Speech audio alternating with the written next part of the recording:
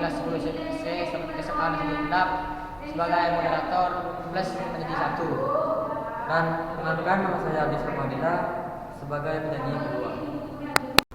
Kami di sini akan mempresentasikan hasil paper geografi kami yang berjudul vulkanisme. Pendahuluan. Latar belakang vulkanisme adalah berbagai fenomena yang berkaitan dengan gerakan magma yang naik ke permukaan bumi. Magma yang keluar sampai ke permukaan bumi disebut lava. Magma dapat bergerak naik karena memiliki suhu yang tinggi dan mengandung gas-gas yang memiliki cukup energi untuk mendorong batuan di atasnya. Di dalam litosfer, magma menempati suatu kantong yang disebut dapur magma. Kedalaman dapur magma merupakan penyebab perbedaan kekuatan letusan gunung api yang terjadi. Pada umumnya, semakin dalam dapur magma dari permukaan bumi, maka semakin kuat letusan yang ditimbulkannya. Lamanya aktivitas gunung api yang bersumber dari magma ditentukan oleh besar atau kecilnya volume dapur magma. Vulkanisme tidak hanya berdampak pada pembentukan relief muka bumi, akan tetapi juga berdampak pada kelangsungan hidup makhluk di hadapannya. B. Rumusan masalah. Berdasarkan latar belakang di atas, maka rumusan dalam makalah ini yaitu: 1. Apa yang dimaksud dengan vulkanisme? 2. Apa saja macam-macam jenis vulkanisme? 3. Bagaimana gejala tanda vulkanisme? 4. Bagaimana proses terjadinya vulkanisme?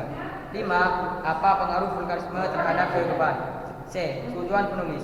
Sama halnya dengan rumusan masalah di atas, maka yang menjadi tujuan dari penulis makalah ini yaitu: 1. Untuk mengetahui pengertian dari vulkanisme. 2. Untuk mengetahui macam-macam jenis vulkanisme. 3. Untuk mengetahui proses terjadinya vulkanisme. 4. Untuk mengetahui vulkanisme terhadap kehidupan. Pembahasan.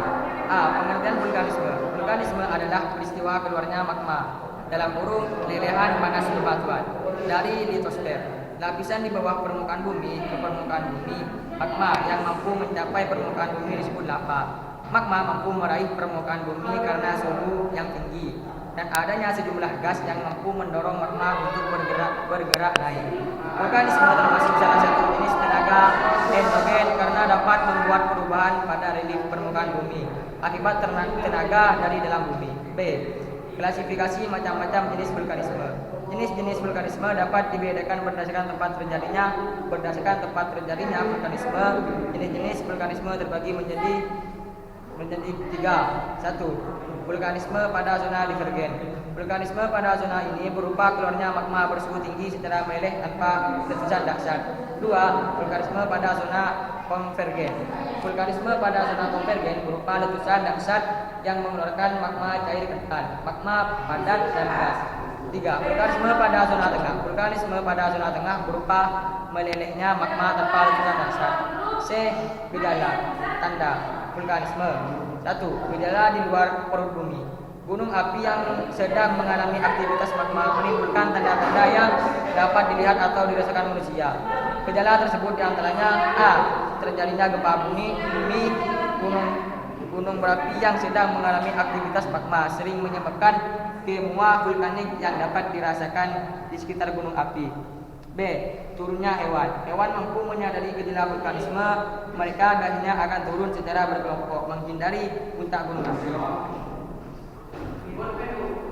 C. Keluarnya awan panas. Awan panas keluar seiring vulkanisme.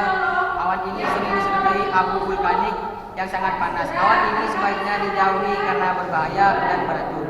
2. Gejala di dalam bumi selain di luar permukaan bumi. Terdapat juga gejala di dalam permukaan bumi. Gejala tersebut diantaranya: A. Dapur magma terbentuk di lapisan kulit bumi. B.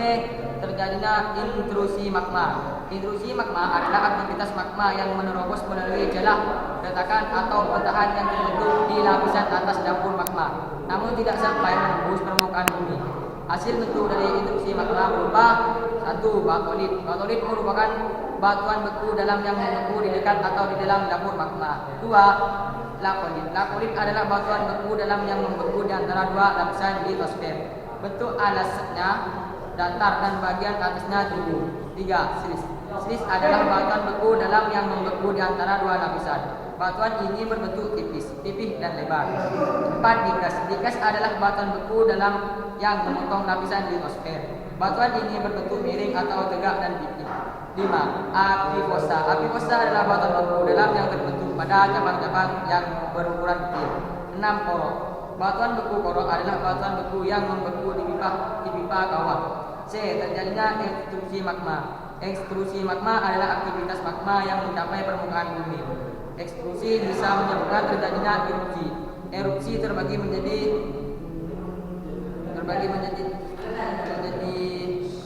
dua. 1. Erupsi eksplosif. Erupsi eksplosif adalah letusan luar biasa yang diakibatkan tekanan gas yang sangat kuat.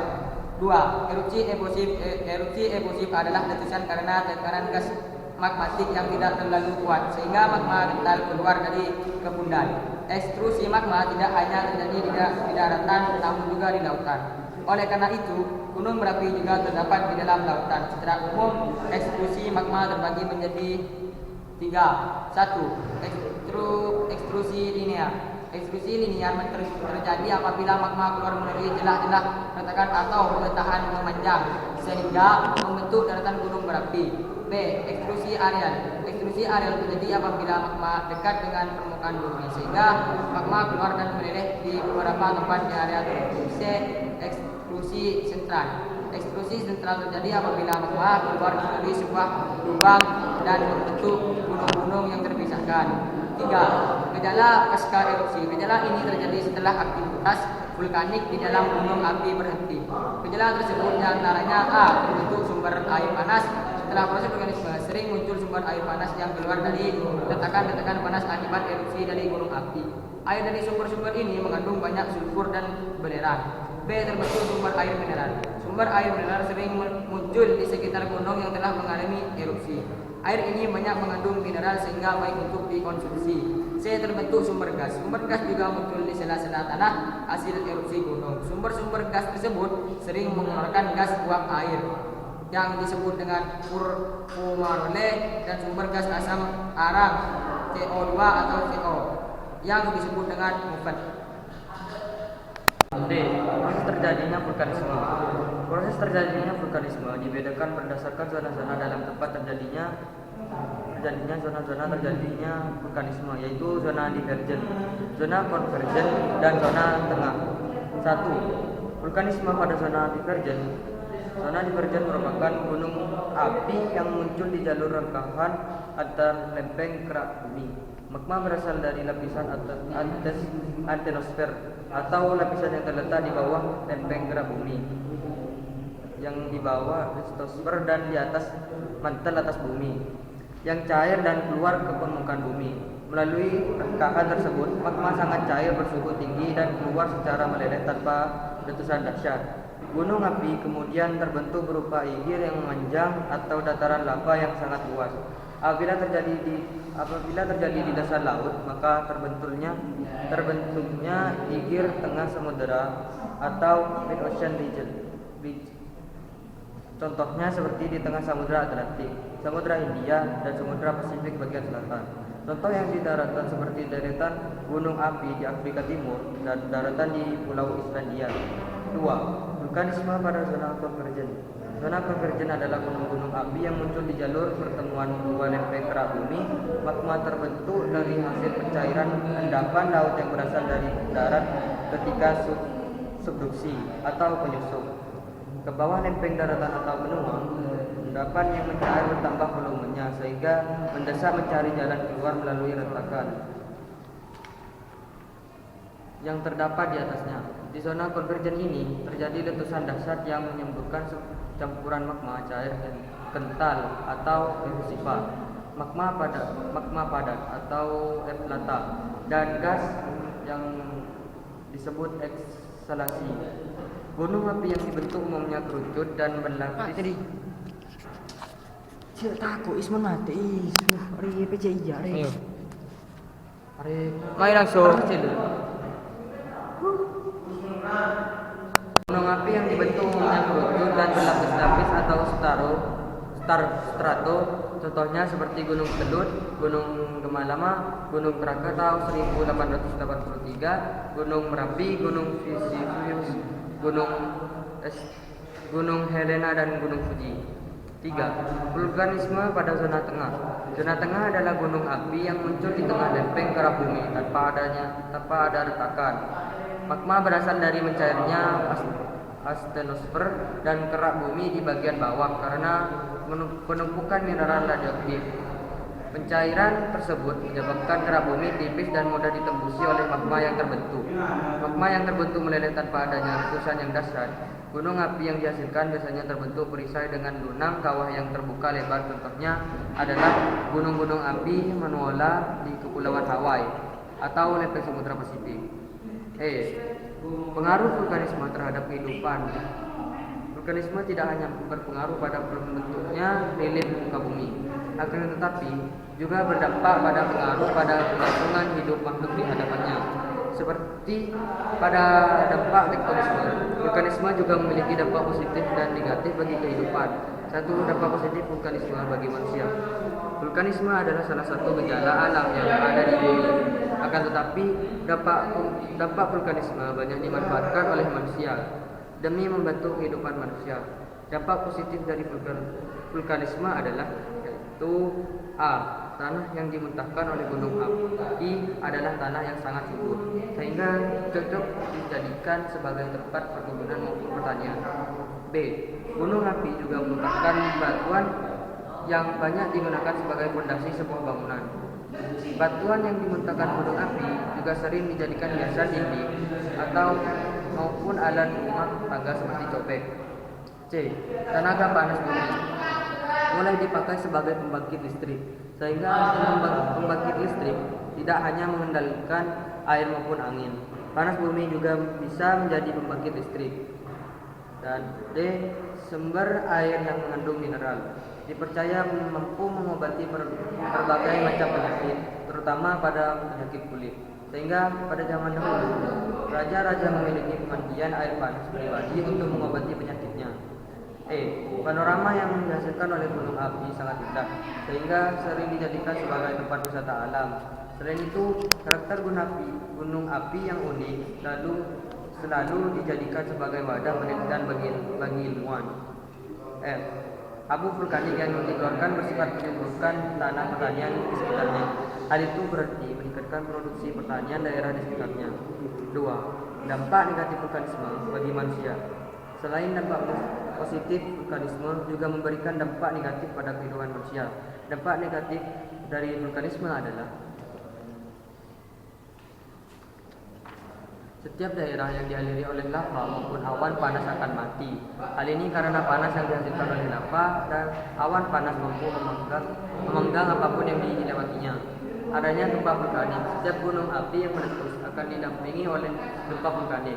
Gempa yang berkekuatan besar dapat menghancurkan bangunan, sedangkan gempa vulkanik di laut dapat menyebabkan tsunami.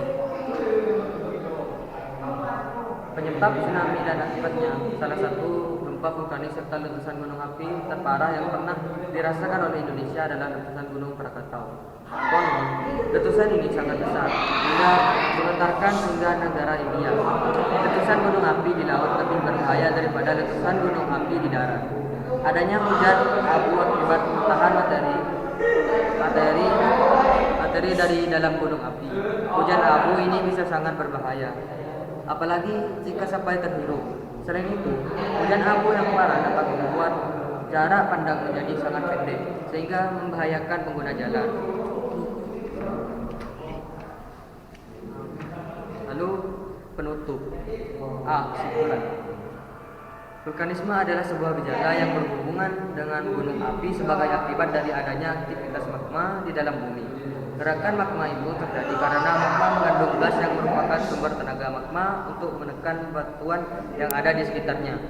Vulkanisme adalah fenomena umum di bumi dan sangat berpengaruh bagi kelangsungan hidup makhluk hidup. Ada ribuan gunung api di bumi ini dan semuanya berkontribusi terhadap pembentukan struktur bentang alam dan sistem kehidupan di sekitarnya. Indonesia ada di jalur pertemuan 3 lempeng aktif sehingga munculnya deretan cincin api di selatan sampai dengan Maluku dan Sulawesi Utara. Kegiatan vulkanisme berawal dari penerobosan magma di luar permukaan bumi sehingga menghasilkan beberapa macam fenomena. Fenomena paling utama adalah erupsi. Erupsi gunung api yang sering terjadi di beberapa gunung api aktif di Indonesia seperti Sinabung, Merapi, Kelut, dan Agung. B. Saran. Pengaruh vulkanisme terhadap kehidupan manusia dapat menguntungkan tetapi dapat juga merugikan. Sekian dari kami. Wassalamualaikum warahmatullahi wabarakatuh.